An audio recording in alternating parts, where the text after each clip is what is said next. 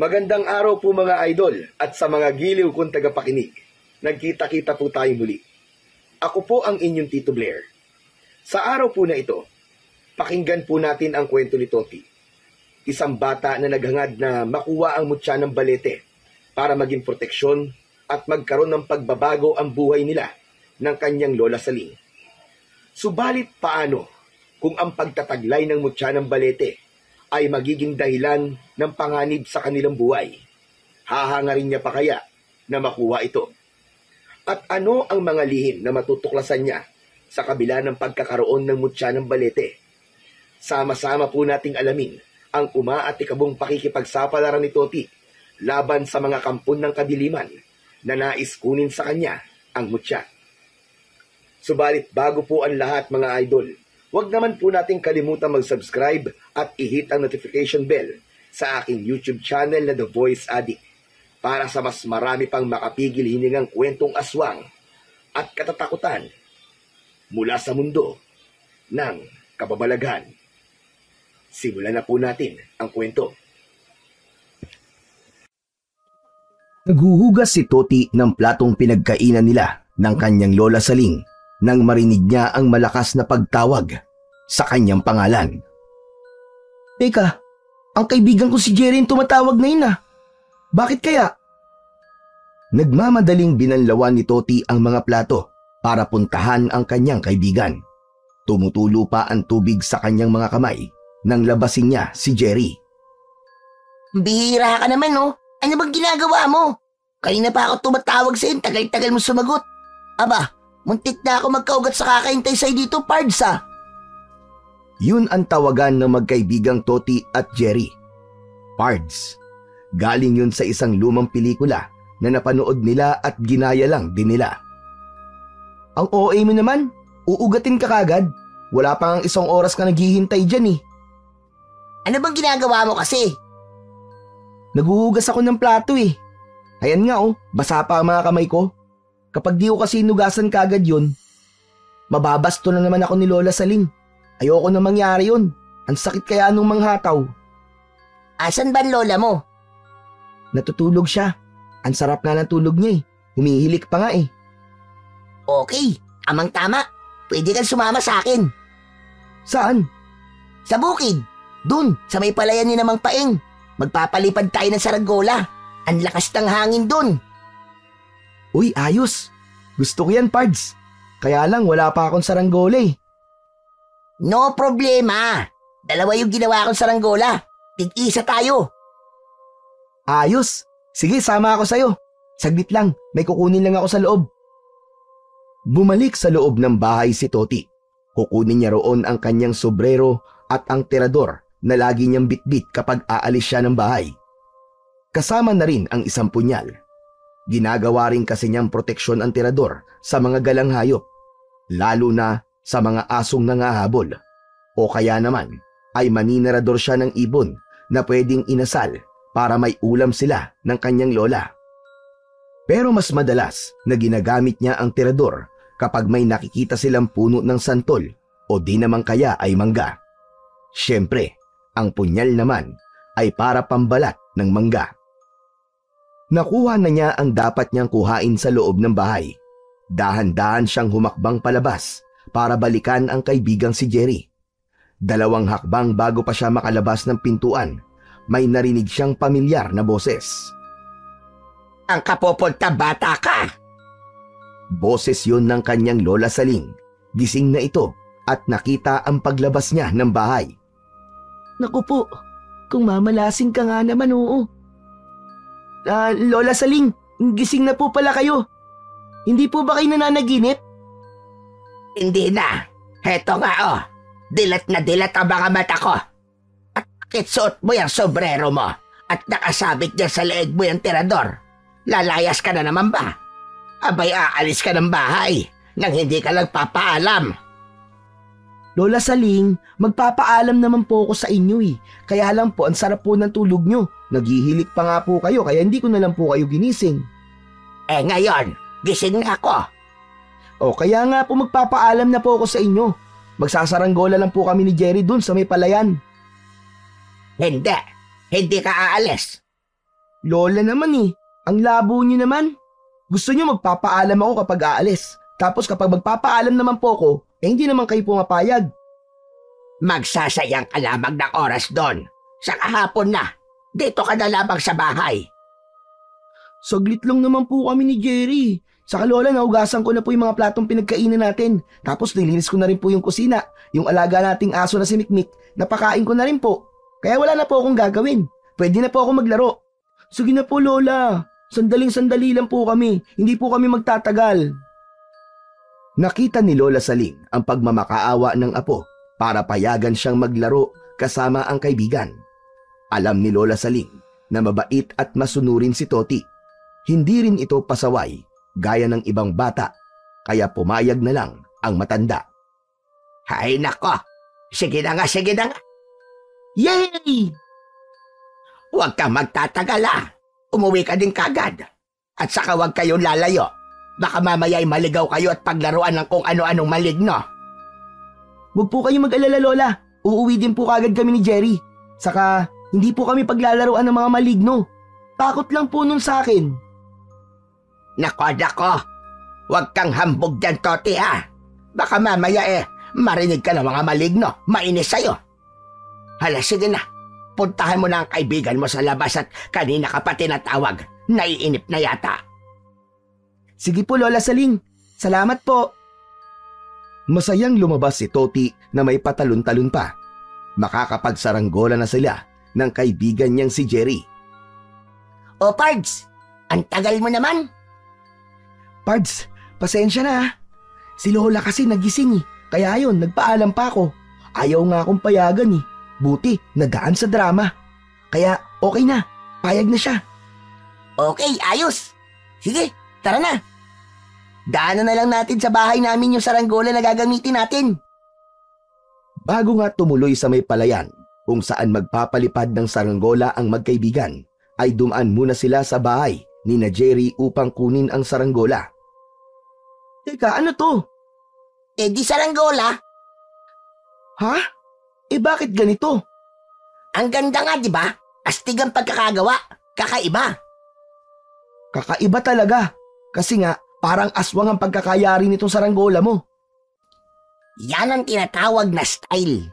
Kami ng pinsan kong gumawa ng dalawang saranggola na yan. Kambal na saranggolang aswang. Kaya tiyak, mapapatingin ng mga tao kapag lumipad ang saranggolang yan. Dahil iisipin nila, parang may lumilipad na aswang. Oo nga no, kung sa bagay, mapapansin talaga to. Tara, doon na tayo sa palayan para mapalipad na natin itong saranggolang aswang. Dahil nga sa kakaibang pagkakayari ng saranggolang gamit ng dalawang bata, ay naging sentro ito ng atraksyon at inusisa ito ng iba pang bata na nagpapalipad din ng saranggola. Tuwang-tuwa ang mga taong naroon sa palayan nang mapalipad nila ang saranggolang aswang. Kakaiba talaga ito.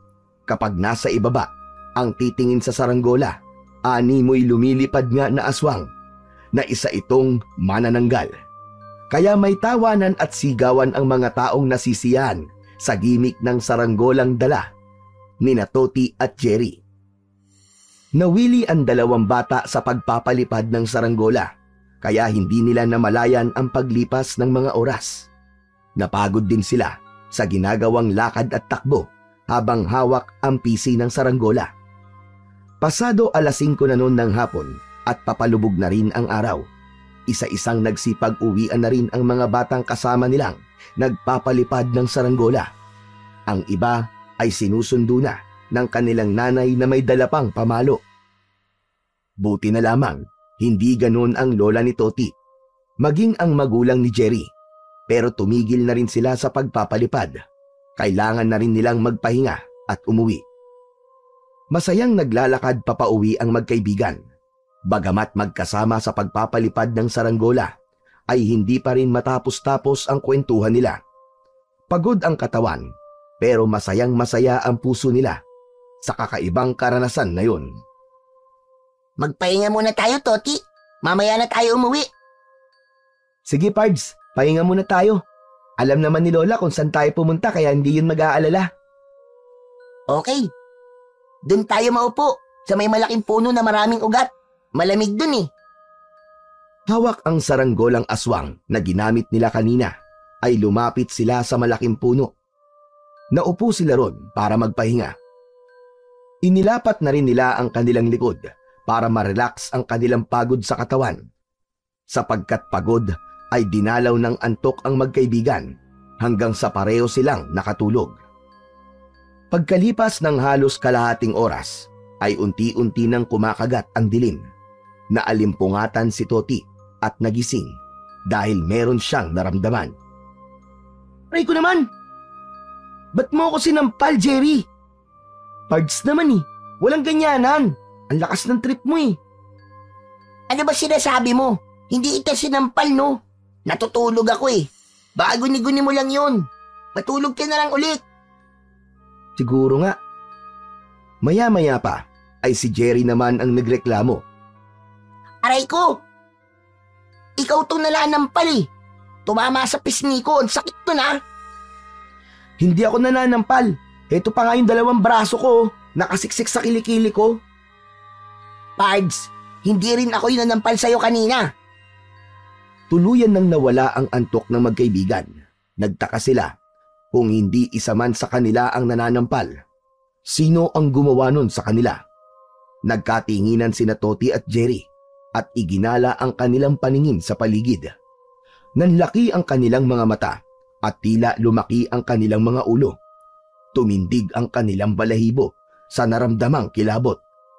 Biglang napatayo ang dalawa at mabilis na tumakbo papalayo sa malaking puno na kinaroroonan nila. Kitang-kita kasi nila ang paggalaw ng mga malalaking ugat ng punong kinaroroonan nila. Ugat ng puno ang tumampal sa kanilang muka. Mula sa lugar na kanilang kinaroroonan ay nagkubli ang 2 bata sa makapal na halaman. Nakatanaw sila sa punong pinagpapahinga nila pero hindi na yun gumagalaw gaya ng nakita nila kanina. Totoo ba yung nakita natin kanina, Pards? Ewan ko, Pards. Hindi ko rin alam. Pero kanina, kitang-kita ng 2 kong mga mata. Gumalaw na parang ahas sa mga ugat ng puno. Yun din na nakita ko, Pards. Naku po. Bakit? Pudong baleta pala yung tinambayan natin kanina.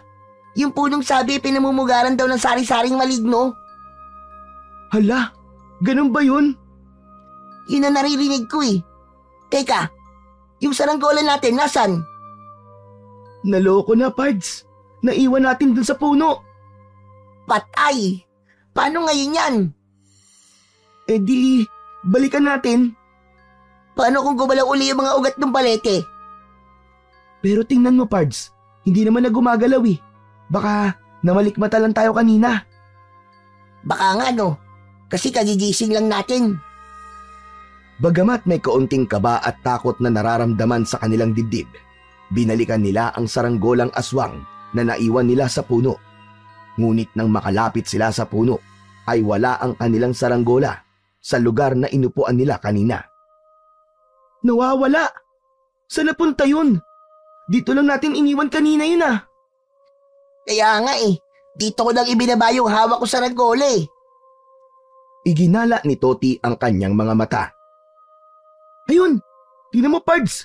Nasa taas ng puno! Nakasabit sa sanga! Hala! Paano napunta yun doon sa taas, Pards? Sa ibaba lang natin iniwan kanina yan ah! Naku po, Pards, baka itinaas ng mga ugat na gumagalaw. Ano natin makukuha yun, Pards? Hindi ko rin alam. Teka, humanap kaya tayo ng mahabang panungkit. Tama! Kayang abutin ng panungkit yung saranggolang nasa sanga. Bago pa kumilos ang dalawa upang humanap ng anumang mahabang bagay na gagamitin nilang panungkit ay umihip ang malakas na hangin. Tinangay ng hangin ang 2 saranggolang nakasabit sa puno ng balete at bumagsak yun sa lupa. Nagkatinginan ang magkaibigan. Agad nilang dinampot ang saranggola at tumakbong papalayo. Walang patid ang ginawa nilang pagtakbo hanggang sa ganap silang makalayo sa punong kinatatakutan nila. Dire-diretso sa kani-kanilang mga bahay. Madilim na nang makauwi si Toti. Nasa may pintuan ang kanyang lola Saling na hawak ang baston nito. Kumabog ang dibdib ni Toti. Alam niyang lagot siya sa kanyang lola. At bakit ngayong ka lang, ha? At sabi mo, Toti, saglit ka lamang. Anong oras na? Gabi na. Pasensya na po kayo, Lola. Call po kasi. Napagod po kami ni Jerry tapos nakatulog po kami sa may puno. Kaya ngayon lang po kami nakauwi. Pinag-alala mo akong bata ka.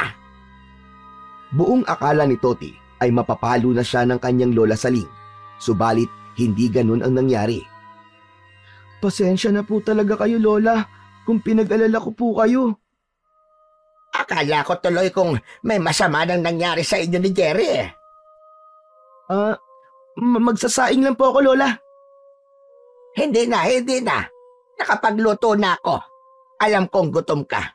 Mauna ka lang kumain. Nagluto ako ng ginisang sardinas.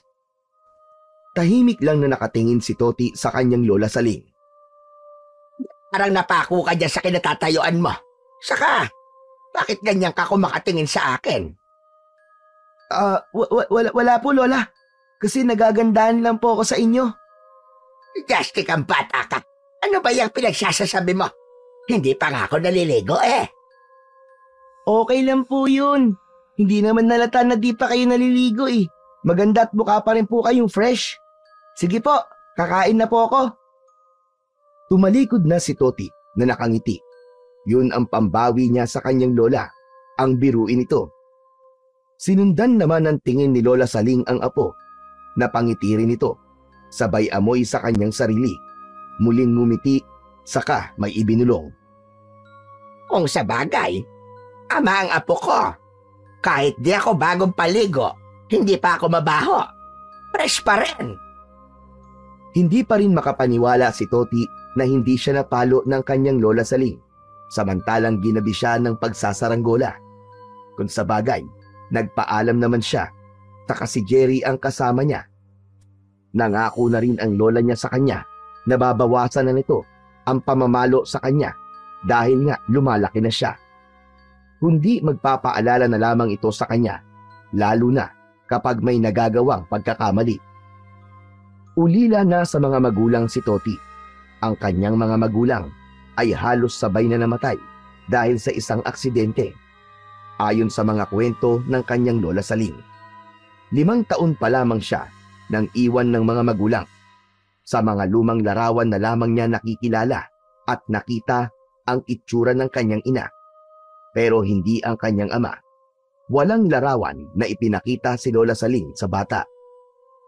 Ginawa ni Lola Saling ang lahat ng makakaya upang mapalaking mabait na bata si Toti. Hindi naman ito nabigo dahil wala masyadong ibinigay na sakit ng ulo ang kanyang apo. Oras na noon ng pagtulog nang mapansin ni Lola Saling na hindi mapakali ang bata. Kilala niya si Toti. Malamang meron itong kailangan o merong gustong itanong. Hindi ka pa ba matutulog, apo? Bakit bumangon ka pa? Kuwan po kasi, Lola eh. Ano ba yon? May itatanong ka ba? Lola, huwag po kayong magagalit ha. Abay, bakit naman ako magagalit? Ano ba ang itatanong mo, bata ka? Lola, ano po bang meron dun sa punong balete? Meron po ba kayong mga kwento tungkol sa puno na yon? Apat ka nga. Ito naman na itanong. Punta ba kayo ni Jerry sa may punong balete? Natahimik si Toti. Hindi niya maaaring sabihin sa kanyang lola ang totoo dahil maaaring magalit ito sa kanya. Hindi po Lola. Napadaan lang po kami ni Jerry kanina doon. Tapos nakita po namin ang lalaki po ng mga ugat. Saka ang dami po. Para pong may kakaiba po sa puno na yun. Kaya nga maraming tao ang umiiwas sa punong yon. Dahil gaya ng sinabi mo, meron talagang kakaiba. Ano po ba meron doon, Lola Saling? May mga magaganda. At meron ding hindi. Lalo na kapag nakuha ang mutya ng balete. Mutya ng balete? Oo, apo. Nung bata pa ako, ay naikwento sa akin ng lolo ko ang tungkol sa bisa at kapangyarihan ng mutya ng balete. Ang sabi niya, kapag nakuha ang mutya ng balete, ay magbibigay ito ng swerte. Suwerte sa negosyo, sa buhay, sa pamilya at sa pag-asawa. Ayos po pala, Lola. Maganda po yun. Bukod doon, ay may bisa at kapangyarihan din itong kayang ibigay. Maaaring panlaban sa mga masasamang elemento, sa mga kampon ng kadiliman, sa aswang at kung ano pang kampon ng kasamaan. Ang astig po pala ng mutya ng balete, Lola. Maaari mo ring utusan at pasunurin ang mga nilalang na naninirahan sa puno ng balete dahil sa pagtataglay ng mutya na nanggaling sa puno. Lola, saan po ba naroon yung mutya na sinasabi nyo? Nakapaloob yon sa ugat ng puno. Ang dami pong ugat ng puno, Lola eh. Mahirap po makita yun. Kaya nga, maswerte ang makakakita nun. Pero ang sabi din ng lolo ko ay merong nakakaalam kung alin sa mga ugat nakatago ang mutya ng balete. Sino po? Ang bantay sa puno. At hindi ko alam kung anong klaseng nilalang yon. Siya dapat ay maging kaibigan. At kapag naging kaibigan na ito, sasabihin niya kung aling ugat ang kinaroroonan ng mutya. Naku po, mahirap din po pala. Tama ka, Apo. Pero meron ng mga sumubok. Yun nga lang kapag hindi nagtatagumpay, mas malala ang mangyayari. Ano po, Lola? Nagiging tulala. Nawawala sa katinuan. Hanggang sa tuluyang mabaliw. Katulad ng dating taga rito sa baryo natin na sumubok. Si Domeng, nasiraan siya ng ulo. Hanggang sa nakita na lamang na lumulutang sa ilog. Nagpakamatay. Grabe naman. Yun ang sumpa ng balete. Kahit sino'y maaaring sumubok na hanapin ang mutya. Kaya lang kapag nabigo ka, may hindi magandang mangyayari sa'yo. Kaya nga ang iba, hindi na lang yun sinusubukang hanapin. Kaya po pala kahit maganda ang ibibigay na swerte at may kapangyarihan yun, wala nang sumusubok dahil takot silang mabaliw. Ganon na nga, Apo. Pero kapag natagpuan ang mutya, siya naman ang pinakamaswerte dahil lahat ng gustuhin niya ay matutupad. Magiging malakas at makapangyarihan pa siya. Saglit na natahimik si Toti dahil sa mga ikinuwento ng kanyang lola Saling. Dalawang bagay lang yun. Pwedeng totoo at pwedeng gawa-gawa at katang isip lamang. Kaya lang, dahil sa nakita ni Jerry na gumalaw ang mga ugat ng puno, ay lumakas ang kutob ni Toti na may katotohanan ang tungkol sa mutya ng balete. Kaya naman, hindi halos makatulog si Toti ng gabing yun. Kapag ipinipikit niya ang kanyang mga mata, ay tila naririnig niya ang mga kwento ng kanyang lola tungkol sa balete. Sa murang isip niya, ay nagkaroon siya ng paghahangad na makita ang mutya, lalo na't puro magagandang bagay ang pwedeng mangyari kapag nakuha yun. Nang magkita ang magkaibigan, ay naibida ni Toti kay Jerry ang tungkol sa sinabi ng kanyang lola. Ang bihira, naging pani ka naman eh. Anong pani? Paniwalain. Kasi bilib ka kagad sa sinabi ng lola Saling mo. Pards, ano ka ba? Di ba nakita natin yung nangyari dun sa ugat ng balete? Di tayo nananaginip nun ha? At naramdaman natin na pinalo tayo ng ugat. Oo nga pala, no? Kaya nga, Pards, posibleng totoo yun. Gusto mo nung mutya? Pero ako, ayoko, Pards. Hindi ako interesado doon sa mutya na yon. Kasi naduduwag ka. Hindi Kasi nga ang alam ko, kapag nakuha mo yan, maraming tao makakalaban mo at pwede rin pati ang mga kampo ng kadiliman. Nako, hahantingin ka nila panigurado. Bakit naman? Kahit sila ay magkaka-interes na makuha yun sa'yo. Teka, oo nga no, hindi nasabi sa akin yun ni Lola. Baka nakalimutan lang, kasi nga baka tulad din yun ng mutya ng puno ng saging. Pambihira ang bisa at power na ibibigay ng mutya, kaya kahit mga masasamang elemento, magkaka-interes din. Ibig lang sabihin, magugulo ang buhay mo, Pards. Ikaw ba? Gusto mo maging magulo ang buhay mo at mawalan ka ng katahimikan? Parang gusto nang magbago ang isip ni Toti. Hindi nga pala magiging madali yun. Lahat na lang magiging kalaban niya. Ang tanging magiging kakampi na lamang pala niya ay ang mutya at malamang yung mga maligno na naninirahan sa puno ng balete. Oh, ano nangyari sa'yo, Pards? Natahimik ka yata. Tama ka, Pards. Mahirap nga. Ang alin? Basta, Ang labo mo naman, Pards. Alam mo, mabuti pa. Maglaro na lang tayo. anong laro, Pards? Kahit ano. Sa susunod na lang, uuwi na lang ako. Baka hinahanap na ako ni Lola eh. Sige na nga. Pero sa susunod, magsaranggola ulit tayo ha. Sige, ayos sa akin yun. Pero wag na tayong tatambay dun sa puno ng balete. Ayoko nang lumapit dun. Kinikilabutan talaga ako dun eh. Hay nako, umiral na naman ang kaduwagan mo, Pards. Alam mo, Pards, hindi kaduwagan ang tawag dun. Nag-iingat lang. Baka mamaya, kainin tayo ng punong yun eh.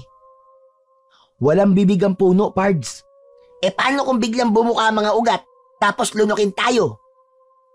Hanip ka talaga kung ano-anong iniisip mo. Kasi nga, mahiwaga ang punong yun. Maraming pwedeng mangyari, hindi natin alam. Kaya mabuti pa, mag-ingat na lang tayo. Yun din ang sabi sa akin ni nanay eh. Mag-iingat daw palagi sa punong yun. O sige na, Pards, kung ayaw mo maglaro tayo, uuwi na rin muna ako. Nauna nang lumakad si Jerry upang umuwi. Nang makalayo na ang kaibigan niya, hindi maipaliwanag ni Toti pero tila may humihila sa kanyang mga paa. Hinayaan niya yon. Sumunod na lamang siya sa kung saan patungo ang kanyang bawat pagakbang. Napanganga siya nang makita niyang papunta sa punong balete ang direksyon na binabagtas niya. Teka lang, bakit papunta ako sa punong balete? Tsaka, parang may tumutulak sa paa ko, papunta sa puno. Pilit na nilalabanan ni Toti ang kanyang mga paa. Wari nakikipagpambuno siya sa kanyang mga paa upang wag tuluyang makalapit sa puno. Kaya lang, may kung anong puwersang tumutulak sa kanya papalapit doon. Mga ilang dipa na lamang at nasa tabi na siya ng puno. Subalit may narinig siyang tumawag sa kanyang pangalan. Toti! Toti! Tinawag siya ni Joaquin na nagtataka. Mang Joaquin, kayo po pala. Si Joaquin ay isang panday sa kanilang lugar. Gumagawa ito ng mga itak, espada, asarol, sapatos ng kabayo at iba pang gamit pansaka na yari sa bakal. Anong ginagawa mo riyan, bata ka? Hindi mo ba alam na delikadong lumapit sa punong yan? Napadaan lang po ako, Mang Joaquin. Natutuwa po kasi ako sa mga ugat eh. Hindi ka ba natatakot sa punong yan? Ay, hindi naman po. Wala naman po akong dapat ikatakot eh. Katulad lang din po yan ng iba pang mga puno. Yun ang akala mo. Dapat, hindi ka basta-basta lumalapit dyan. Tila nagmamalasakit si Joaquin sa bata. Subalit ang katotohanan ay may ibang dahilan yun. Kayo po ba? Hindi po kayo natatakot sa balete? Ako? Nako, hindi. Saka, kaya ko ng sarili ko. Pero sa mga gaya mong isang paslit, hindi mo pa kaya ang pwedeng mangyari sa'yo. Ganun po ba? Sige na, umuwi ka na sa inyo at hinahanap ka na ng lola saling mo. Hinahanap po ako? Oo, kanina nasalubong ko siya. Itinanong ka nga niya sa akin eh. Yung pala, nandito ka lang sa may puno ng balete. Sige po, uuwi na po ako. Umuwi na si Toti. Tama nga si Joaquin. Hinahanap na siya ng kanyang lola na kanina pa nag-aalala sa kanya. Saka may gawaing bahay pa rin kasi siyang hindi pa natatapos. Kailangan niya ng sumalok ng tubig dahil wala nang laman ang kanilang tapayan. Kaya agad niyang kinuha ang timba upang pumunta sa balon at sumalok ng tubig. Balon pa ang kanilang pinagkukunan ng tubig. Puro pangako lang kasi ang kanilang kapitan na magpapagawa ng poso ng tubig. Pero ilang taon na ang lumipas, ngunit wala pa rin. Kaya nagtsatsaga na ang mga nakatira sa baryo para sumalok sa balon. Samantala, umuwi na rin si Joaquin at binalikan ang kanyang trabaho sa Pandayan. Naroon at kanina pa naghihintay ang kanyang kaibigang si Ferdy. Nagpunta nga pala kanina si Mang Istong. Tinatanong niya kung tapos po nang gawin yung sapatos ng kanyang kabayo. Hindi pa. Marami kasi akong inasikaso nito mga nakaraang araw eh. Sabi ko, bumalik na siya bukas eh. Saka pala Ferdy, kanina nakita ko yung batang si Toti. Naroon, sa may punong balete. Anong ginagawa niya ron? Hindi ko rin alam eh. Iba ang kutob ko sa batang yon. Pati ba naman bata pinaghihinalaan mo? Iba kasi ang batang yon, Ferdy. Iniisip mo bang interesado siya sa mutya ng balete? Posible, di ba? Alam naman kaya niya tungkol doon. Pwede. Baka narinig niya o may nagkwento sa kanya. Baka ang lola niya. Kung ganun pala, hindi tayo dapat magpakampante. Tama ka. Dahil walang sino man pwede makakuha ng mutya na yon. Kundi ako lamang. Para sa akin lamang yon. Oo naman. Kailangan ko yung Ferdy. Dahil malaking bagay yon para sa gaya nating mga aswang. Kapag nasa akin ang mutya, magiging mas malakas tayo. Kakatakutan ang ating pagkaaswang. Walang nilalang na pwedeng kumalaban sa atin. At lahat ng pwede nating hangarin ay makukuha natin. Mas magiging madali para pagharian natin ang mga aswang gabunan sa kahit na anong lugar. Magpaparami tayo ng lahi. At ikaw rin ang tatanghaling hari ng mga aswang kapag taglay mo mutya ng balete. Pero syempre, ako ang magiging kanang kamay mo, Joaquin. Oo naman. Kaya hindi maaaring mapunta kung kanino man ang mutya na yon. Lalo na sa isang bubwit na katulad ni Toti. Delikado tayo sa kanya. Kapag napunta yon sa batang yon, baka katapusan na rin ng mga aswang gabunan. Syempre, hindi natin hahayaan na mangyari yon. Tayo ang hahadlang para di yun makuha ng kahit na sino. At dahil nga pinagdududahan mo ang batang si Toti, dapat siguro ngayon pa lang, mapigilan na natin siya. Iyan din ang naisip ko, Ferdy. Kaya kailangan meron tayong gawin sa kanya. Madilim na ang paligid nang matapos si Toti sa kanyang mga gawain sa bahay. Nag-aasikaso na ang kanyang lola Saling sa kusina. Nagsaing na ito at niluto na rin ang isdang binili sa tinderang naglako ng isda. Paksiw na tulingan sa kamyas ang uulamin nila. Masarap magluto ng paksiw ang kanyang lola Saling. Bukod sa pinatuyong kamyas na sangkap, ay may iba't iba pang pangsahog na inilalagay ang kanyang lola Saling. Dahil maaga rin silang naghahapunan, kaya bago pa sumapit ang 8:00 ng gabi, ay naghahanda na sila sa pagtulog ng kanyang lola Saling. Pero pagkalapat ng katawan ng kanyang lola sa banig, ay agad itong nakatulog. Sa labas ng bahay, ay nagsimula ng magbigay ng liwanag ang buwan. Mula sa kadiliman, ay may iniluwa ito. Isang nilalang na marahang gumagapang patungo sa kubo ni na Lola Saling. Nang makalapit sa kubo ito, ay huminto ang naturang nilalang. Tumingin sa maliwanag na buwan, kasunod ang mahinang atungal. Lola! Lola! Lola Saling! Tinapik-tapik ni Toti ang kanyang Lola Saling na malapit lang sa kanyang hinihigaan, pero hindi nagising ang kanyang lola. Kaya upang matiyak na magigising yon, ay kinagat niya ang isang daliri ng kanyang lola. Aray ko! Aray ko, anak ng 7 kalabaw! Oh! Aray, sino ba yan? Pwe! Lola, ang baho po pala ng paa nyo. Ang pangit ng lasa. Aray ko, litik kang bata ka. Bakit mo kinagat ang daliri ko sa paa? Ang sarap po kasi ng tulog nyo eh. Kanina ko pa po kayo ginigising. Bakit ba yon? Ano ba problema mo? Masakit ba ang tiyan mo? Abay lumabas ka na at ibuga mo na yan sa damuhan. Hindi po masakit ang tiyan ko, Lola. Saka hindi po ako pwedeng lumabas. Lola, pakinggan niyo po mabuti. May kung anong meron po sa labas ng kubo natin. Narinig ng matanda ang ingay at ungol mula sa labas. Ungol mula sa kung anong hayop. Teka lang, sisilip lang ako sa siwang dito sa dingding. Sumilip ang matandang babae sa dingding. Nalintikan na. May nanggugulo na naman. Akala ko ay wala na sila. Ano pong nakita niyo, Lola Saling? Aswang. May aswang sa labas ng kubo. Po? Bakit po? Sino pong pinuntahan ng aswang? Tayo po ba? Ano pong gusto niya sa atin, Lola?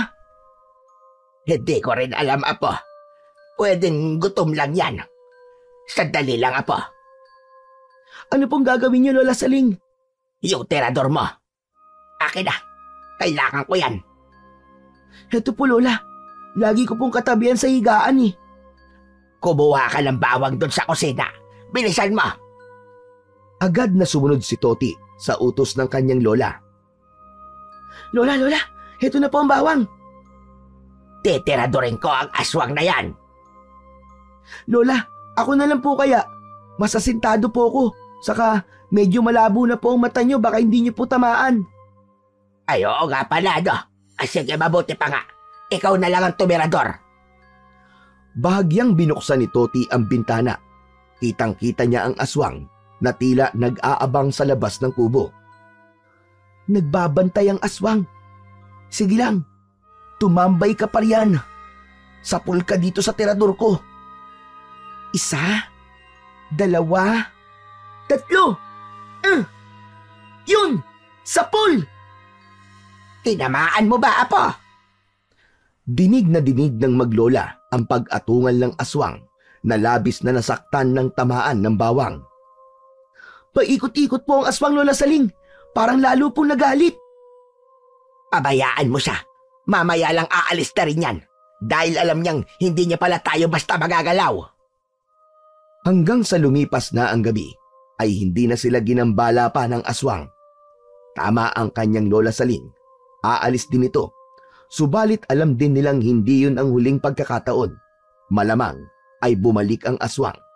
Babalikan sila para gumanti, lalo na at nasaktan ito.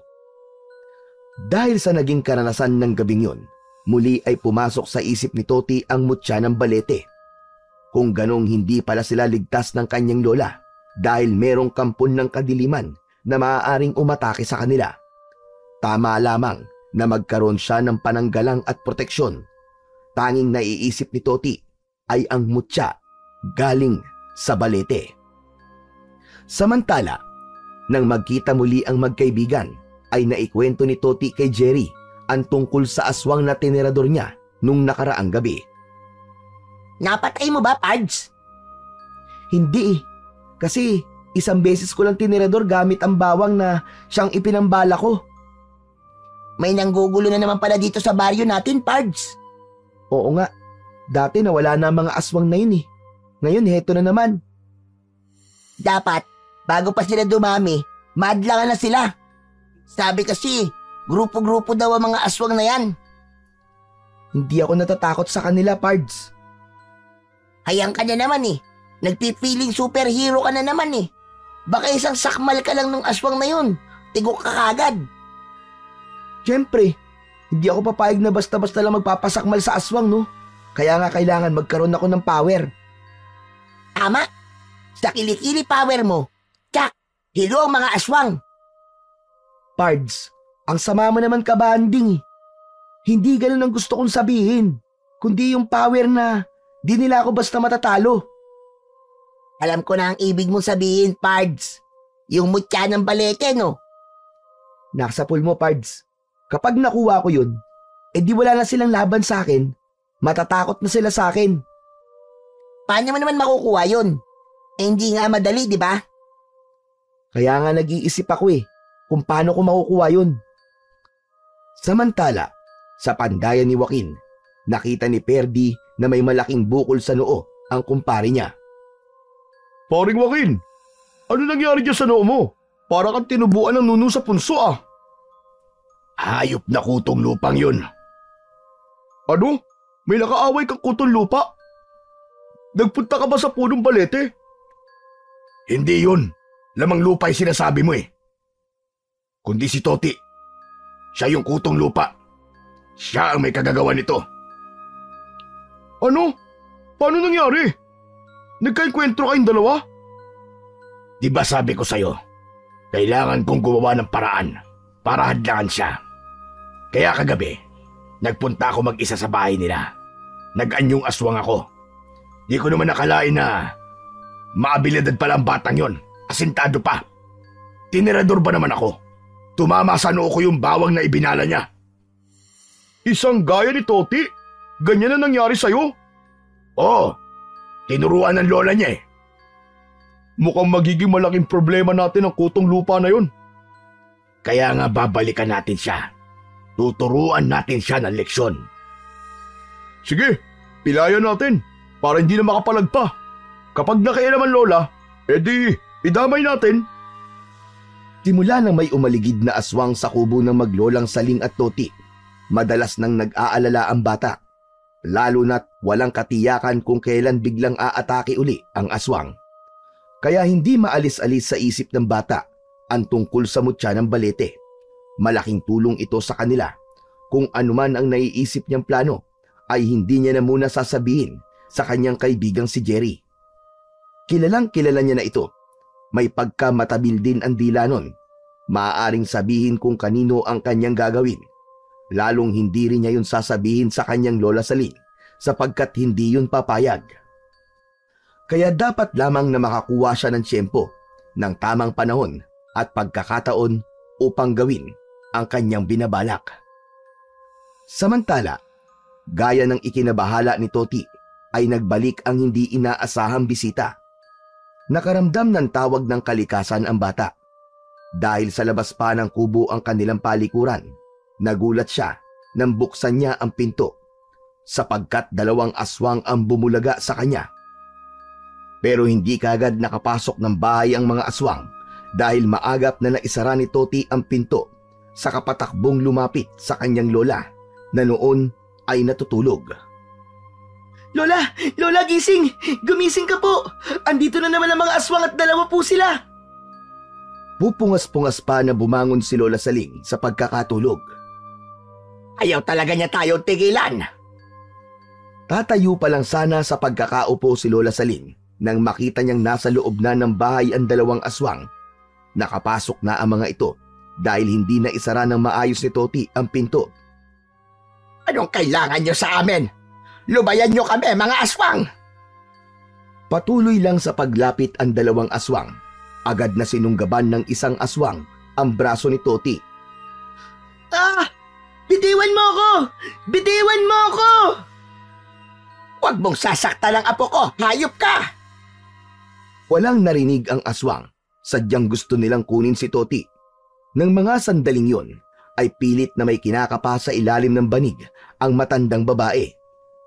Nahawakan niya ang bagay na pilit na kinakapa. Isa yung matalas na itak. Bitiwan mo sabi ang apo ko! Kasabay ng pagsigaw na yon ni Lola Saling, ay agad niyang iniharibas ang hawak na itak at tumama yon sa braso ng isang aswang. Hindi man naputol ang braso nito, pero malaki ang naiwang sugat. Nagkikikisay at nagwawala ang sugatang aswang. Agad namang umatake ang isang aswang kay Lola Saling, kaya nabitiwan nito si Toti. Agad na sinakmal ang leeg ng matanda. Nabitiwan ni Lola Saling ang hawak na itak. Nakita yun ni Toti. Nagmamadaling dinampot yun sabay hataw sa katawan ng aswang na sumakmal kay Lola Saling. Malalim din ang naging sugat sa katawan nito. Umaatungal sa sakit ang 2 aswang. Hindi nila kaya ang maglola na inakala nilang mahina dahil sa napalang sugat ng 2 aswang ay hirap na silang kumilos. Minsan pa'y inihanda ni Toti ang hawak na itak. Nagmamadali namang kumilos ang 2 aswang at agad na lumabas ng kubo. Nabahag ang buntot ng 2 nilalang na nag-uunahan pa sa paglabas ng kubo. Nakauwi na sa kanilang tirahan ang 2 aswang na sugatan. Sila ay ang magkumparing si Joaquin at Perdi. Kapwa malala ang sugat na natamo nila. Buisit! Buisit na maglola yun! Kung hindi tayo nakatakbo, mapupuruhan talaga tayo. Baka tigok na tayo ngayon. Masyadong matatapang, kahit yung matanda. Ramdam ko na baka may iniingatang anting-anting ang matanda. Kaya ganun siya katapang. Hindi yun nakapagtataka. Pambihira. Ikalawang kabiguan ko na ito, Ferdy. Papayag ka bang may ikatlo pa? Hindi na. Kung kailangan humingi na ako ng tulong sa iba, yun ang gagawin ko. Ngayon pa lang alam na natin kung sino talaga malaking hadlang sa mga plano natin. Lalo na kapag may hawak na sila mutya ng balete. Kaya nga duda talaga ako sa batang yun. Ramdam ko na nagkaka-interes siya sa mutya. Sa kubo ni na Lola Saling, minsan pa'y napag-usapan ng maglola ang muling pagsalakay ng mga aswang. Kayo talaga kanilang punteriya. Pero akala nila, natatakot tayo sa kanila. Hindi sila uubra sa atin, Lola. Lola, ang astig niyo po. Pinahanga niyo po ako. Para kayong Amazona. Nung kabataan ko, Apo, hindi lang mga aswang ang nakakaengkwentro namin, kundi iba pang kampo ng kadiliman. Kaya pala sanay na sanay po kayong lumaban eh. Medyo kinakalawang na nga ako yan eh. Puti na nga lang kanina, napuruhan ko yung aswang. Salamat po, Lola. Iniligtas niyo po ako. Ikaw rin, Apo. Iniligtas mo rin ako sa aswang na yon. At dahil sa napala nila kanina, malamang re-rest back yun. At hindi na papayag na maulit-uli ang nangyari sa kanila. Hahanap na ang mga yon ng magiging kakampi nila. Kung dati may pag-aatubili pa at pag-aalinlangan pa si Toti sa kanyang balak, ngayon ay buong-buo na yon sa kanyang isipan. Kaya ng mga sumunod na gabi ay hihintayin na lamang niyang matulog ang kanyang Lola Saling. Inihanda na rin niya ang kanyang sarili. Pupuntahan niya ang punong balete. Hahanapin niya ang mutya nito. Inihanda ni Toti ang punyal na madalas niyang daladala. Bagong hasa yun. Siyempre, hindi mawawala ang kanyang tirador. Yun lamang ang kanyang magiging armas para sa kanyang plano. Hindi niya alam kung ano pa ang mga hadlang na maaari niyang harapin sa paghahanap sa mutya ng balete. Tanging alam niya, handa siya at buo na rin ang kanyang loob. Gagawin niya yun para sa kaligtasan nila ng kanyang Lola Saling at sa magandang buhay na pangarap niya. Lalo na't may dala ring swerte ang mutyang inaasam-asam niyang makuha. Tila umaayon naman kay Toti ang pagkakataon. Napakaganda at napakaliwanag ng sikat ng buwan. Bilog na bilog ito. Wari ba'y pinag-adya na tanglawan siya sa kanyang gagawin. Una niyang naisip ay ang nilalang na bantay sa balete. Ito ang dapat niyang makita at makausap dahil malaki ang maitutulong nito sa kanya. Kung anong klaseng nilalang yon ay hindi niya alam. Binagtas ni Toti ang daan patungo sa kinaroroonan ng balete. Ilang dipa bago ang pinakapuno nito ay huminto siya. Pinagmamasdan ang kabuuan ng puno. Tahimik at tila katulad lamang ito ng ibang puno na naroon. Nag-iingay ang mga dahon kapag umiihip ang hangin. Ayon sa kanyang Lola Saling, ay makikita ang mutya sa mga ugat nito. Subalit kung alin sa mga nagsilang bayang ugat na yon ay isang malaking katanungan. Titig na titig si Toti sa puno. Hindi niya inaalis ang kanyang paningin. Kinakapa-kapa sa kanyang bewang ang dala niyang matalas na punyal na nakasabit doon. Maya-maya pa ay may naaninag ang bata sa isang bahagi ng puno. Bahagyang napaurong si Toti. Ano yun? Parang apoy. Parang nagbabagang apoy. Masusing sinipat ni Toti ang nakita. Gusto niyang tiyakin kung apoy nga ba yun. Tama siya. Nagbabagang apoy nga yun. Hanggang ang nagbabagang apoy na yun ay gumalaw. Saka pa lamang niya nakita kung saan yun nagmumula. Isang malaking imahe ang bumulaga sa kanya na naroon sa harapan ng puno. Isang dambuhala at maitim na nilalang. Isang bagay lamang ang agad na naisip ni Toti. Ito marahil ang bantay na nabanggit ng kanyang Lola Saling. Isang kapre. Bagamat nangalisag ang balahibo ni Toti at totoong kinikilabutan siya sa kanyang nakita, ay pinaglabanan niya yon. Nakatitig sa kanya ang kapre habang nananabako. Anong kailangan mo, bata? at inabala mo ako sa aking pamamahinga. Pasensya ka na, kaibigan. Ako po si Toti. Masaya akong makita ka at makilala. Ikaw ba ang bantay ng punong balete? Ako nga. Ako si Capriccio. Capriccio? Masaya akong makilala ka, Capriccio. Ako man, Toti. Ang totoo niyan, matagal na kitang nakikita. Saan? Dito, sa lugar na ito. Madalas kang dumadaan dito, kasama ang kaibigan mo.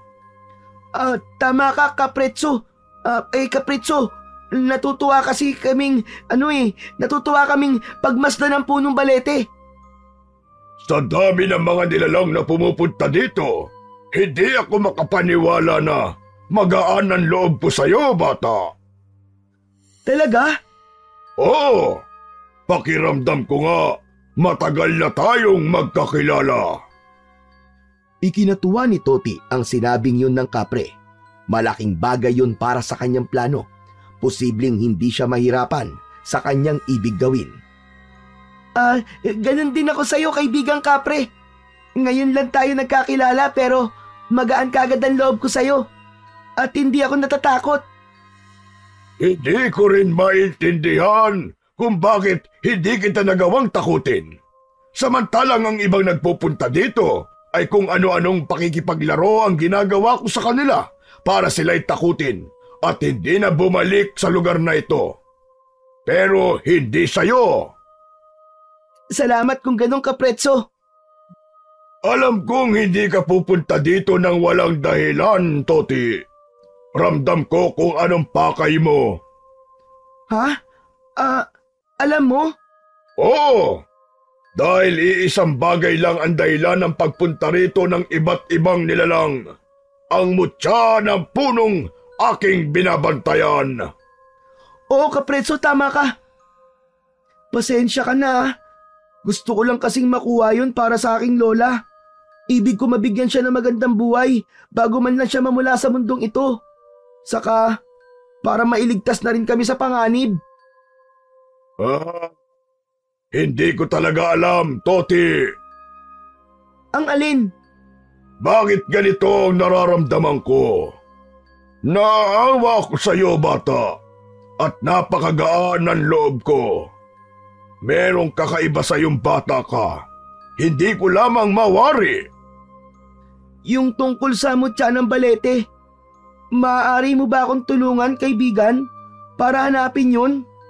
Oo, pero sakaling ituro ko yun, hindi pa rin magiging madali para makuha mo ng ganong kadali yun. Anong ibig mo sabihin? Merong nilalang naaagaw nito kapag hawak mo na at kailangan mo silang magapi. Nakahanda ako. Pero wala kang dapat ipag-alala dahil tutulungan kita, batang aking kaibigan. Sa narinig ni Toti na salitang batang kaibigan na binanggit ng kapre, ay tila may lumundag sa puso niya. Ramdam niyang meron siyang kakampi at hindi siya nito pababayaan, gaya ng ipinangako. Lumapit si Toti sa puno ng balete at ginabayan pa siya ng kapre kung aling ugat ang dapat niyang hiwain upang mapalitaw doon ang mutya na hinahanap. Kaya naman walang kahirap-hirap na agad ay nakita nito ang isang bato na may 3 kulay, itim, pula at puti. Yun na nga ang mutya ng balete. Kumislap pa ito nang makita ni Toti mula sa loob ng malaking ugat na kanyang hiniwa gamit ang hawak na punyal. Pagkakuha ni Toti sa mutya ay tila yumanig ang punong balete. Bumuka ang pagitan ng mga ugat at lumabas doon ang maliit na nilalang na tila mga tiyanak. Isa-isa itong lumundag sa kanya. Matutulis ang mga kuko at may maninipis pero matatalas na ngipin. Bitiwan niyo ako! Bitiwan niyo ako! Ang papangit niyo! Napakarami ng maliliit at itim na nilalang na tila tiyanak ang umatake kay Toti. Sige lang, Toti.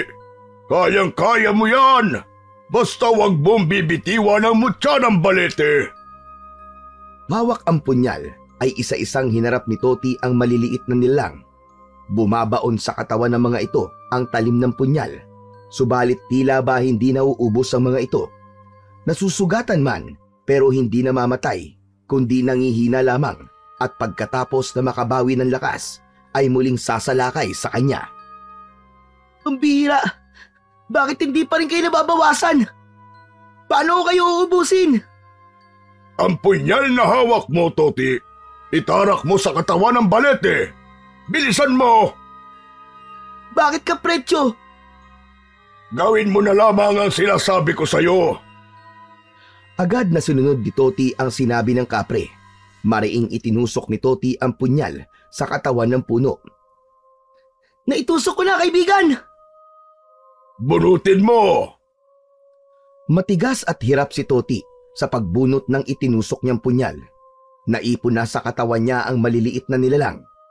Saglit pa ay naging magaan na ang pagbunot ni Toti sa punyal na nakatusok sa puno ng balete. Ganun na lamang ang pagtataka niya nang makitang humaba na tila espada ang punyal. Ito ang ginamit niya para atakihin ang maliliit na nilalang.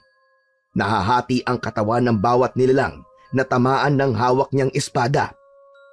Kasunod ay ang pagkatunaw nito kapag bumabagsak sa lupa. Hanggang sa makita na lamang ni Toti na unti-unting nauubos ang mga maliliit na nilalang at tuluyan ng nalipol ang mga ito. Salamat! Naubos din sila! Nagtagumpay ka sa pagsubok, kaibigan. Ganap na ring nasa pangangalaga mo ang mutya ng balete. Sige na, makakauwi ka na. Bumalik ka na sa iyong lola. Salamat, kaibigang Kapretyo. Hindi pa rin ako makapaniwala na makukuha ko, mutya. Ngayong hawak mo na yan, dapat mas lalo kang maging maingat at maging alerto sa lahat ng sandali. Amoy ng ibang elemento ang mutya ng balete. Magkaka-interes silang kunin yan sa'yo. Lahat ng mga nilalang mula sa dilim ay hahangaring maagaw yan. Dapat ay pakaingatan mo yan. Nagsisimula ng magbukang liwayway nang umuwi si Toti. Dinatnan ng bata na nakahiga at natutulog pa ang kanyang lola Saling. Inilagay niya sa isang panyong puti ang mutya at ibinuhol yun. Saka ipinasok sa kanyang bulsa at saka ipinerdible para hindi ito basta mahulog. Nahiga si Toti sa kanyang tulugan at ilang saglit pa ay nakatulog na ito. Sanhi yun ng pagod at puyat. Maya-maya pa ay nagising si Lola Saling. Agad na hinagilap ng kanyang mga mata ang natutulog na apo. Napangiti ang matanda, kaya lang nang mapadako ang paningin niya sa paa ng bata ay napakunot ang kanyang noo. May mga putik ang paa nito. Ibig lang sabihin nun ay lumabas si Toti. Sinamantala ang pagkakahimbing niya para pumunta sa kung saan. Hinayaan na lang muna ni Lola Saling na magpahinga ito. Saka na lang niya kakausapin. Kinabukasan ay magkasamang naglalakad si Joaquin at Ferdy. May mga benda pa ang braso ng mga ito dahil sa sugat na dulot nang atakihin sila ng maglola. Napahinto sila sa tapat ng punong balete. Pare, tignan mo. Hala, ano nangyari sa puno ng balete? Naglalaglagan ng mga daon at parang nalalanta. Buwisit, naunahan ako. Anong ibig mo sabihin? May nakakuha na sa mutya. Sigurado ka? Oo, yan ang palatandaan na may nakakuha na nun. Tila natutuyo ang puno. Sino naman kaya yun? Malalaman natin yan. Pero sabi ko nga sa'yo, iisa lang ang posibleng may interes doon. Walang iba, kundi ang apo ni Lola Saling. Hindi na ginising ni Lola Saling si Toti para mag-almusal. Ramdam kasi niyang pagod at puyat ito, kaya hinayaan na lamang niyang magpahinga ang kanyang apo.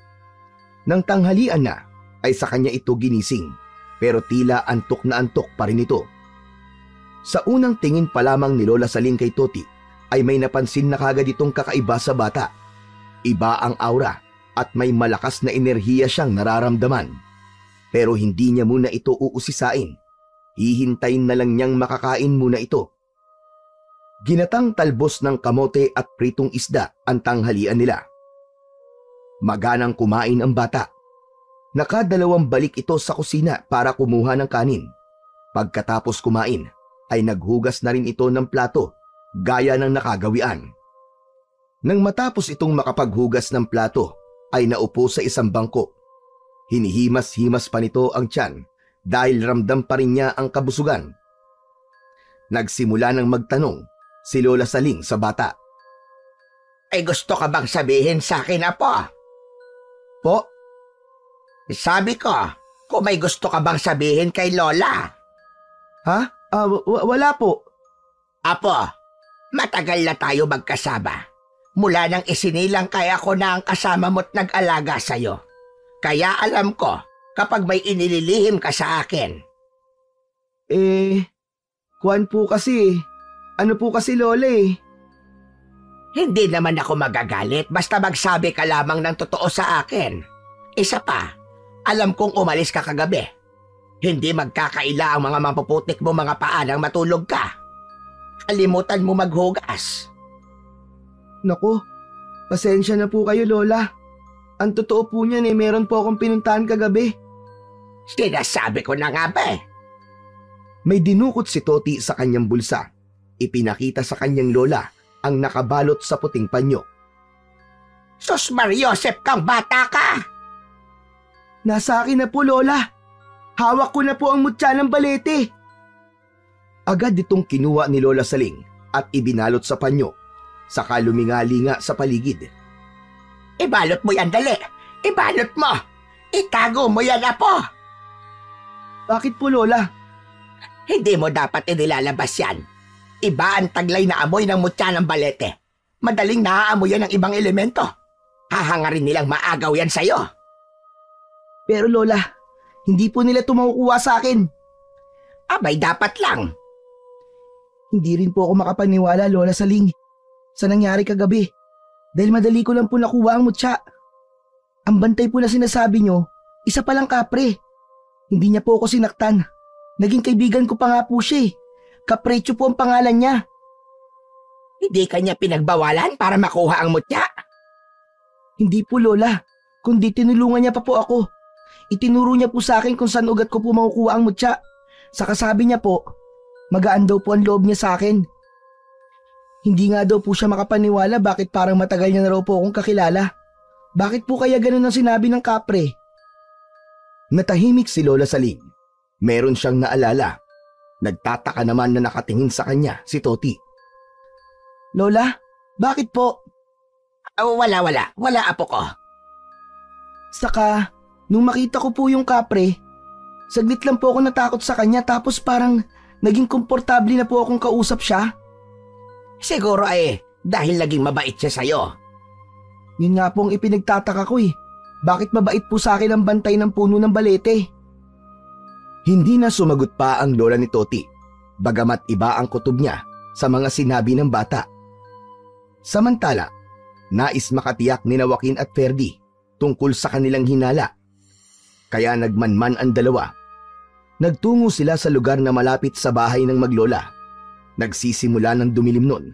Nakita nila na tila may kakaiba sa paligid ng bahay ng maglola. Tama nga ang kutob natin. Hawak nga ni Toti ang mutya. Paano mo natiyak? Tignan mo.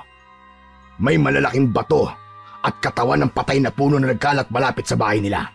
Dati naman wala ang mga yan. Oo nga no. Ano ba ang mga yun?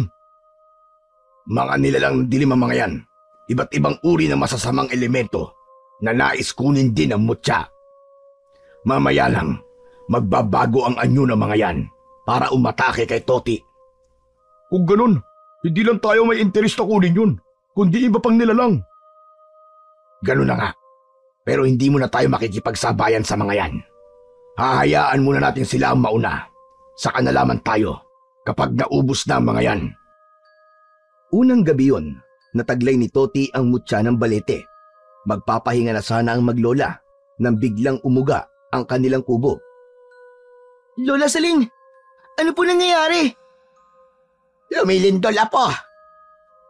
Lola, palakas po ng palakas. Bumangon ka dyan. Talian mo.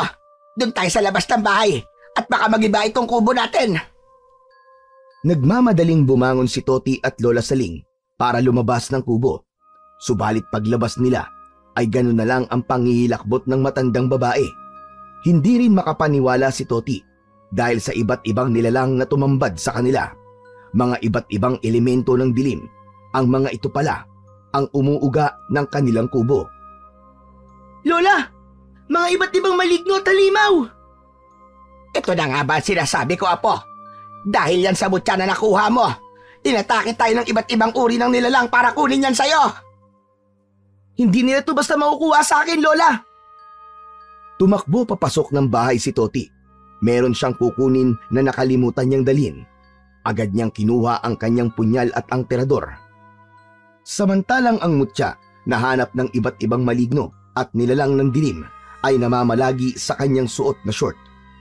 Nakabalot sa puting panyo at nakaperdible kaya hindi ito basta-basta mawawala. Hindi ako natatakot sa inyo. Kahit sino pa kayo. Haharapin ko kayong lahat. Pag-iingat ka, Apo. Sari-sari ang mga malignong nasa harap ni Toti. Nakakatakot ang itsura. Lahat sila'y nanlilisik at namumula ang mga mata. May tiyanak, tikbalang, sigbin, taong lobo, mga uri ng aswang at mga kahindik-hindik na nilalang. Nakakabingi ang kanilang ingay at tunog na pinagsama-sama. Nagtakip na lamang ng tenga si Lola Saling dahil hindi niya kaya ang nakakabinging ingay ng mga yon. Unang umatake kay Toti ay ang mga mababangis na tiyanak. Agad naman niyang sinalubong ng punyal. Kakaiba ang lakas na ipinapakita ni Toti. Mabilis ang kanyang kilos. Nagagawa niyang lumundag ng mataas. Tumatalsik ang dugo ng mga tiyanak na nasusugatan ng kanyang hawak na punyal. Sumugod na rin sa kanya ang iba pang mga maligno at halimaw. Handa nilang patayin si Toti upang makuha ang mutya na magbibigay din sa kanila ng kakaibang kapangyarihan. Subalit hindi papayag ang bata na makuha yon sa kanya. Gaya ng ginawa niya sa unang pakikiharap niya sa mga maligno sa may punong balete, itinarak niya ngayon sa lupa ang hawak niyang punyal. Pagbunot niya nito, pagkatapos na itarak sa lupa, ay naging mahabang espada ang kanyang punyal. Kumislap pa ang mahabang espada dahil tumama sa makintab na talim ang liwanag ng buwan. Iwinasiwas ni Toti ang hawak niyang espada. Bawat pag-atake sa kanya ng mga maligno at halimaw ay agad na tinatamaan. Nahihiwa ang katawan o kaya naman ay napuputol ito at saka bumabagsak sa lupa. Habang lumalalim ang gabi, ay tila lalong nadaragdagan ang mga maligno. Wala na yatang pagkaubos ang mga yon. Iisa lang ang kanilang ibig mangyari. Yun ay ang agawin ang mutya mula kay Toti sa kahit na anong paraan. Maging dahilan man yun ng kanilang kamatayan. Ilang oras na ang nakalipas, subalit nananatiling nakikipagpambuno si Toti sa mga maligno. Wala itong kapaguran. Pinanonood lang siya ni Lola Saling na hindi pa rin makapaniwala sa husay at galing na ipinapakita ng apo sa pakikipaglaban. Alam niyang hindi sanay sa pakikipaglaban ng kanyang apo dahil bata pa ito. Subalit iba ang galing na ipinamalas ng kanyang apo. Bunga yon ng taglay na mutya na nasa katawan ni Toti. Nagsimula nang tumilaok ang manok. Hudyat na magsisimula na ang bukang liwayway. Hindi na nadagdagan pa ang pagdating ng mga maligno. Takot na silang abutan ng liwanag at masinaga ng araw. Kaya huminto na si Toti. Sa ilang oras na pakikipagbambuno sa mga elemento ng dilim, ay hindi kakikitaan ng panghihina at pagkapagod ang bata. Kumusta ka, Apo? Ayos lang po ako, Lola. Hindi ka napapagod? Hindi ka ba nangihina? Hindi po. Pakiramdam ko nga po. Bagong gising lang po ako eh. Malakas po ang pakiramdam ko. Hindi biro ang ginawa mong pakikipaglaban kanina. Pero wala na po sila. Natakot na pong lahat. Dahil yon sa mag-uumaga na rin, Apo. Siguro naman sa ginawa mo ay hindi na sila babalik pa at manggugulo sa atin.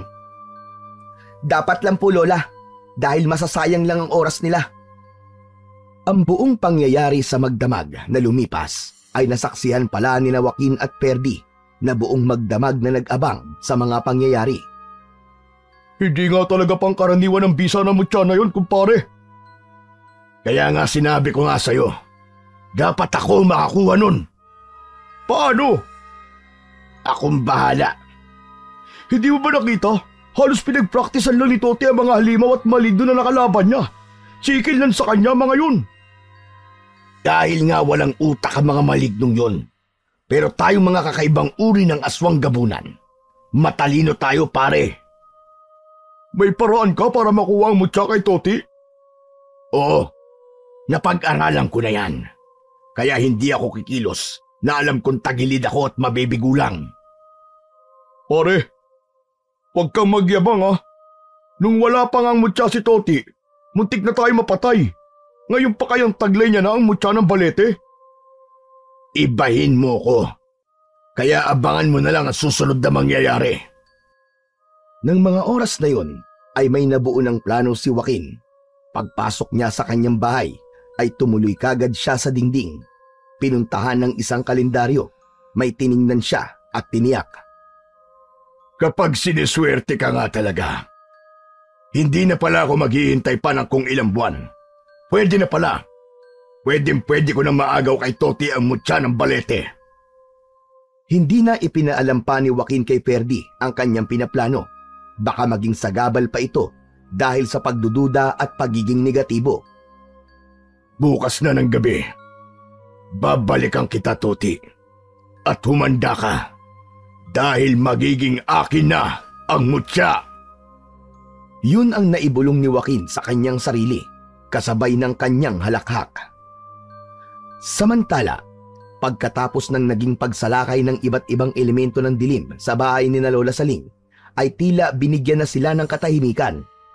Wala nang nagpaparamdam sa kanila ng ilang araw. Subalit sa gabing yun, may magbabalik para muli ay guluhin ang maglola. Ang plano ni Lola Saling ay lilipat muna sila ng tirahan. Sa ibang lugar na pupuntahan nila ay makakapagsimula sila ng bagong buhay. Masusubukan na rin ang iba pang bisa ng mutya. Dahil nga hindi lang yun pangontra sa mga maligno, kundi mainam din itong pampaswerte sa buhay. Nais ni Lola Saling na magsimula sila ng konting pagkakakitaan upang magkaroon ng pagbabago ang kanilang buhay. Kaya lamang ay hindi pumayag si Toti. Para sa bata, kahit hindi na sila umalis ay pwedeng mangyari ang magandang kapalaran sa kanila sapagkat naniniwala siya sa bisa ng mutya. Magpapahinga na sana ang maglola ng gabing yun nang may marinig silang tila kung anong nasa itaas ng kanilang bubong. Lola, mukhang nagsisimula na naman silang manggulo. Naramdaman ko nga na may kung anong dumapo sa bubong nitong kubo natin. Ay naramdamang tila usok ang maglola mula sa kaliwang bahagi ng kanilang kubo. Naknang, gabing-gabi na ay may nagsisiga pa. Sino kayang damuho yung nagsisiga na yon? Dito po sa bahay natin patungo ang usok, Lola. Dito po itinataboy ng hangin. Ang baho ng usok. May kung anong inilagay sa sunog na siga. Naghihina ako, Apo. Naghihina ako. Ako rin po, Lola Saling. Nakakahilo po ang amoy ng usok. Sabi ko na nga ba, maiisahan ko rin kayo. Lalo ka na, batang bubuit. Ha? Aswang! Anong kailangan mo sa amin? Kailangan mo pa bang itanong yan? Umalis ka na, bago pa may masamang mangyari sa'yo. Oh, anong ginagawa mo? Harapin mo na ang aswang, madali ka! Nangihina ako, Lola Saling. Hindi gumagana ang bisa ng mutya. Abay, bakit ganon? Ibigay mo sa akin ang mutya, Toti. Huwag mo nang hintayin na magkasakitan pa tayo bago mo ibigay yan sa akin. Hindi ko to ibibigay sa'yo kahit ano pang mangyari. Lalo na sa isang masamang aswang na katulad mo. Pahihirapan mo lamang ang iyong sarili. Bigat na bigat ang katawan ni Toti. Nangihina siya dahil sa kakaibang usok mula sa siga. Subalit hindi nun apektado ang aswang. May pangontra siya para sa mabahong usok na yon. Nang lalata ang katawan ng bata, halos wala itong lakas. Kaya hinanap ng aswang sa katawan ni Toti ang mutya. Agad naman niya itong nakita. Kinuha sa bulsa ng short ni Toti at nagmamadaling umalis. Nakaalis na ang aswang na si Joaquin na kumuha ng mutya. Napupugnaw na rin ang siga na lumikha ng mabahong usok. Subalit nangihina pa rin ang katawan ng maglola. Apo, bakit ganon? Anong nangyari? Hindi ko rin po alam, Lola. Ang mutya ho, nakuha ng aswang. Hindi mo dapat hinayaang makuha niya. Hindi ko po kaya ang sarili ko kanina, Lola. Hinang-hina po ako. Saka bakit ganun? Walang lakas na ibinigay ang mutya. Parang wala pong bisa. Yun nga din ang ipinagtataka ko, Apo. Paano ngayon yan? Wala na ang mutya ng balete. Paano mo mababawi yon? Sino ang aswang na kumuha nun sa'yo? Samantala, nakabalik na sa kanyang bahay si Joaquin. Wala itong tigil sa paghalakhak. Punong-puno ng kagalakan ang puso dahil sa tagumpay na makuha niya ang mutya ng balete. Sabi ko na nga ba, tamang diskarte at tamang pagkakataon lamang ang kailangan. Mapapasa akin rin ang mutya ng balete. Napakadali kong nakuha ang mutya. Hinalikan pa ni Toti ang mutya habang nasa kanyang palad. Subalit ano nga ba ang dahilan kung bakit nakuha ni Joaquin nang ganong kadali lamang ang mutya na yun? Mga hunghang sila. Wala silang kaalam-alam tungkol sa kahinaan ng mutya. Buong akala nila sa lahat ng panahon ay may bisa yon. Nawawala ng bisa ang mutya tuwing Biyernes at 13. Ngayon ang araw na yon. Kaya walang bisa ang mutya. Yun ang tamang pagkakataon para makuha ko yun. Dahil hindi yun mapapakinabangan ng sino mang nagmamay-ari nito. Bukas, may bisa na naman ito. Kaya hindi na nila ito makukuha sa akin. Yun pala ang dahilan. Kaya wala ng bisa ang mutya dahil sa Biyernes at 13. Kaya lamang, walang kamalay-malay si Joaquin na kanina pa pala siya pinagmamasdan ni Ferdy na nagkukubli sa isang tagong bahagi ng bahay. Iba ang mga ngisi nito. Meron itong maitim na binabalak. Ganun pala. Wala ngayong bisa ang mutya dahil Biyernes at 13. Wala kang kahirap-hirap na nakuha yan. Kaya ngayon, kukunin ko naman sa'yo. Mula sa kanyang pinagtataguan ay lumabas si Ferdy. Hawak nito ang isang tubo. Ikinagulat naman yun ni Joaquin. Eti, pare, bakit ka nandito? Para dyan sa mutya na hawak mo. Dinig na dinig ko ang sinabi mo. Walang bisa ngayon ang mutya. Ibigay mo yan sa akin. Ano ka, siraulo? Kinuha ko to kay Toti, tapos ibibigay ko sa'yo. Gusto ko rin yan. Ibibigay mo ba sa akin yan o ipapalo ko sa ulo mo tong tubong to? Akala ko ba pare magkaibigan tayo? Oo, magkaibigan tayo. Pero ibang usapan na kapag may kinalaman sa mutya. Interesado rin ako dyan, pare. Kaya ibigay mo sa akin yan. Hinataw ni Ferdy kay Joaquin ang tubo, pero nakaiwas ito. Dahil nga walang bisa ang mutya ng sandaling yun, kaya walang kakaibang kapangyarihan na ibinigay yun kay Joaquin. Nagpambuno ang dalawa, subalit mas malakas si Joaquin. Pinakawalan nito ang isang malakas na suntok na alam Manny Pacquiao. Knockout kagad si Ferdy. Walang malay yun na lumagapak sa lupa. Lokong to ah. Masama rin pala ang likaw ng bituka mo. At ako pa ang kinalaban mo. Hindi mo ako kaya, Ferdy. At dahil sa ginawa mo, hindi ka nasisikatan ng araw. Dahil ngayong gabi, ibabaon na kita ng buhay. Hindi ko kailangan ng isang kaibigan na kagaya mo. Dahil kung ikaw lang ang magiging kaibigan ko, bibili na lang ako ng aso. Hindi nagbibiro si Joaquin. Humukay siya sa likod ng bahay at dun nga niya ibinaon ng buhay ang kanyang kaibigan. Wala itong kamag-anak, kaya walang maghahanap dito. Iyan ang nararapat sa iyong traidor ka. Ang ibaon sa hukay. Hindi kita kailangan. Sa kubo naman nila Lola Saling, malungkot ang umaga ng maglola dahil sa mga nangyari. Nag-almusal ang dalawa na halos hindi nag-uusap. Subalit binasag yun ng matandang babae. Sige na, Toti. Inumin mo na yung kape at lalamig na yan. Ipinagbalat na rin kita ng nilagang saging na saba. Wala po akong ganang kumain, Lola. Hindi pwedeng walang laman ang tiyan mo. Magugutom ka. Mamaya niyan magkasakit ka pa. Akala ko pa naman po, mababago na ang buhay natin dahil nakuha ko na po ang mutya. Yung pala maaagaw pa sa akin ng iba. Huwag kang mag-alala. Mababalik din sa'yo yon. Pero paano po? Hindi nga po natin alam kung sino yung aswang na kumuha ng mutya eh. Apo, magtiwala ka. Maibabalik din sa'yo yon. Teka nga pala. Kung bumalik ka kaya sa puno ng balete, humingi ka ng tulong sa bantay. Kay Kapretso? Doon po sa kapre? Oo. May maitutulong siya sa'yo. Sasamahan pa kita. Okay lang po sa inyo, Lola. Hindi po kayo matatakot kay Kapretso? Sabi ko naman sa'yo, hindi ba? Bakit naman ako matatakot sa kanya? Naging kaibigan mo nga siya. Yan nang sumapit ang hapon na nag-aagaw na ang dilim at liwanag, ay nagpunta sa puno ng balete ang maglola. Hindi naman nabigo ang mga ito dahil agad na nagpakita sa dalawa ang bantay sa puno ng balete. Nagbalik ka, Toti! At may kasama ka pa! Kaibigang Kapretso. Siya ang Lola Saling ko. Kilala kita, Saling! Kilala mo ko? Abay, oo naman.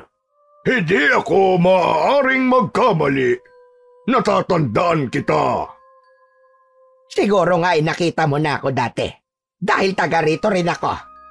Pero may mahalaga kaming sadya sa iyo ng apo ko. Nakuha sa kanya ang mutya. Isang aswang ang kumuha. Tama nga ang hinala ko. Napunta sa iba ang mutya. Naramdaman ko yun kagabi. Dahil sa pagyanig ng puno ng balete, masamang nilalang ang nakakuha sa kanya.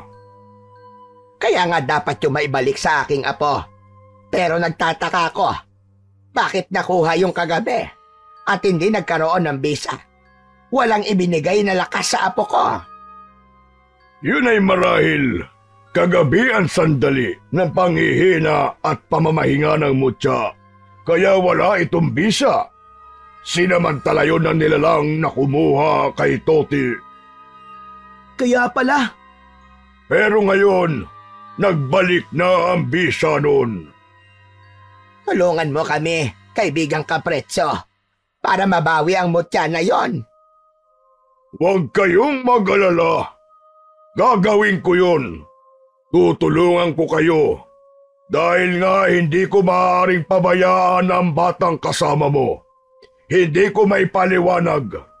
Napakagaan talaga ng loob ko sa kanya. Bakit nga ba talagang pamilyar ka sa akin, Lola Saling? Naaalala ko na. Ikaw ngayon, ang matandang babae na tumulong kay Vanessa. Vanessa? Abay, oo. Kilala ko siya. Lola Saling, yun ang pangalan ng nanay ko. Ano ka mo? Nanay mo si Vanessa? Anak nga sa ni Vanessa, kaibigang Kapretso. Si Vanessa ang babaeng kinupkop at tinulungan ko na nakita ko sa ilog. Nagdadalang tao siya noon. 2 buwan. Dahil naawa ko sa kanya, kinupkop ko siya hanggang sa manganak. At si Toti ang sanggol na iniluwal niya. Kaya pala. Kaya ano? Kaya pala, napakagaan ng loob ko sa batang yan. At ngayon ko lang nalaman na nagdadalang tao pala noon si Vanessa. Anong ibig mong sabihin? Hindi naman sa pag-ano. Siya ang babaeng minahal ko. May mga pagkakataon na nagagawa ng isang kapre na maging normal na tao. Kaya nagkakilala kami ni Vanessa. Subalit lumayo siya sa akin nang ipaalam ko sa kanya ang tunay kong pagkatao. Hindi niya matanggap na isa kong kapre, na isang maligno. Nagbunga ang inyong pagmamahalan, ganon ba? Tama ka. Itinago niya sa akin yun. At ngayon, malinaw na sa akin ang lahat. Lola, ang ibig po bang sabihin? Tatay ko si Caprecho? Oo, Toti. Ako nga ang iyong ama. Pero Lola Saling, ang sabi mo'y namatay sa aksidente ang mga magulang ko. Patawarin mo ako, Apo. Ginawa ko lamang yon para hindi ka na magtanong ng kung ano-ano. Hindi ko naman nakalain na darating ang ganitong pagkakataon na mabubunyag ang sikreto na yon. Wala kang dapat ikasama ng loob sa iyong lola, Toti. Ginawa lamang niya kung ano ang alam niya tama. Hindi po sumasama ang loob ko kay Lola. Naiintindihan ko po siya. Ngayong malinaw na sa atin ang lahat, mas lalo mong dapat tulungan ng aking apo. Anak mo siya. Sariling dugo at laman. Oo, dahil siya ang tunay na dapat magmay-ari ng mutya ng balete. Kaya ako ang bahala. Babawiin natin ang mutya sa sino mang kumuha nun. Alam ko kung saan natin siya makikita. Maaamoy ko ang mutya, kaya matutuntun natin kung nasaan siya. Sa kabilang dako, naghahanda ng gabing yun si Joaquin. Unang pagkakataon na taglay niya ang mutya. Siya ngayon ang magiging pinakamalakas na aswang gabunan dahil sa pagtataglay ng mutya ng balete. Isasabit ko tong mutya sa aking leeg. Ngayon, walang sino man ang makakahadlang sa akin. Lilipunin ko ang iba't ibang uri ng aswang. Dahil kaming mga aswang gabunan lamang ang dapat na matira. Kahit mga maligno ay uubusin ko at ako rin ang magiging pinakamayaman sa lugar na ito. Sa pamamagitan ng mutya ay kukunin ko lahat ng kayamanan ng mga tao. Ako ang tatanghaling pinakamalakas at pinakamayaman na. Luluhod silang lahat sa akin at kakatakutan nila ako. Isang kaibangan ang binabalak mo, aswang. Ha? Isang kapre? Anong kailangan mo sa akin? Isa ka rin ba sa mga malignong gustong umagaw ng mutya? Kukunin ko lamang ang hindi para sa'yo. Sa akin na ito ngayon. Ako na ang Panginoon ng mutya. Huwag kang magkakamali. Baka hindi mo kilala ang gusto mong bangkain. Paglay ko ang mutya ng balete, kaya wala kang magagawa. Kahit ikaw pa ang pinakamalakas na kapre. Ikaw pa lamang, Joaquin, ang nagnakaw ng mutya sa akin. Oy, narito ka rin palang bubwit ka. Pati na rin ikaw, Aling Saling. Dahil babawiin namin ang mutya na kinuha mo. Kahit magsama-sama pa kayo, wala kayong magagawa. Dahil sa akin na ito ngayon, ako ang siyang makikinabang sa mutya ng balete. Biglang nagbago ang anyo ni Joaquin. Naging aswang gabunan ito. Isang aswang na nasa anyo ng pinagsamang hayop at tao. Subalit makikita ang kakaibang lakas at kakisigan.